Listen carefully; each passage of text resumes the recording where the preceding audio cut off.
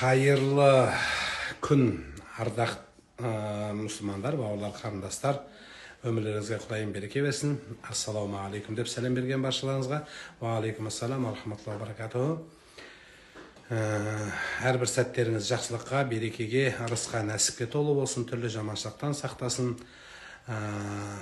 Жақсылықта, берекеде болыңыздар. Күндердің сұлтаны жұмадағы тілеген тілектеріңіз қабыл болсын. Пайғамбарымыз Мұхаммад саллаллаху алейхи айтқандай, әр жұмада бір дұғалар қабыл болатын сәт бар деді. Сол сәтте дұғаларыңыз қабыл болсын. Таң намазын уақытысынан бұрын оқуға бола ма? Жоқ, болмайды. Өйткені әр нәрсе өз уақытысында болу керек. Егер уақытысы кірмеген болса, әсіресе намаздың білмауқут, яғни намаз тек қана өз уақытымен парыз етілді деген Құранда аят бар.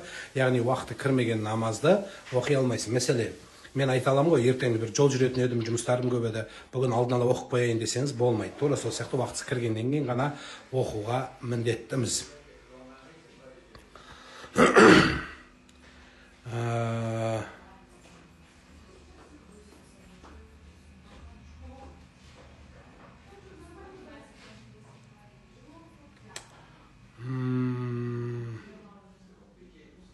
Жұма деп жатқанымыз, мен қазір Альп тауларының асты Швейцария қаласындамын. Швейцарияның Берн деген қаласынан сіздерге осы тікелей эфирге шығып отырмын. Бұл жерден шығуымның да бір тікелей эфирге шығуымның бір себебі бар.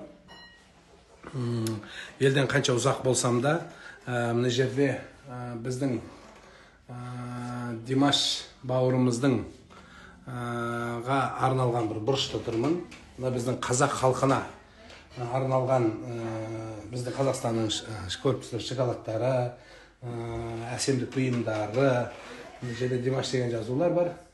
Осы арқылы біздің қазаққа жүрегіне махаббат байлаған, біздің қазақты осы арқылы жақсы көрген, білесіздер, инстаграмда көп көрініп жүр бұл кісі. Бұл кісі Эстер деген ханым болады. Сәлеметсіз бе, қалыңыз қалай? Осы кісі Димашты танитын шығарсыздар. Димашты айтқан сайын, Димашты көрген сайын бұл кісі тікелей эфирге шығады. Сонымен тек қана Димашқа ғана емес, жалпы барлық қазаққа махаббат байлаған кісі.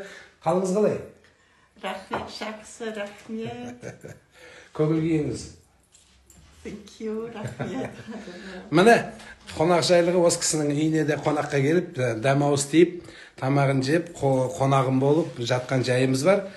Енді нағыз қазақ емес, нағыз қазақ домбыра дегендей, нағыз қазақ қонақ жай ел. Сондықтан осы жерден, осы кісінің үйінен еліміздің сәлемін жеткізіп, енді жасыратыны жоқ, өз елімізде, өз жерімізде тұрып, тілін білмейтін азаматтарға Швейцарияда тұрып, Берн қаласында осы жерде елге еңбек етіп, сөйте ұзақ жерден елімізге махаббат байлаған осы Эстер ханымның шаңырағынан сіздерге сәлем жолдап отырмын. Еліміз аман, жұртымыз тыныш болсын, жақсы күндеріңіз көп болсын дегім келеді.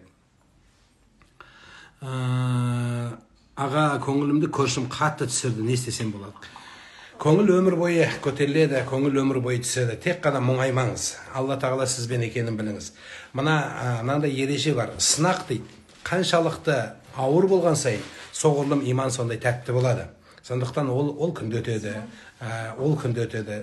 Сондықтан әр нәрсеге адам дайын болу керек. Сонда сынбайтын, мұңайтын боласыз. Мысалы, не перзенті жоқ, не жақыны жоқ, не туысы жоқ, ешкімі жоқ. Тіпті өз ауру, өз науқас адамдарды өмір сүріп жатыр ғой.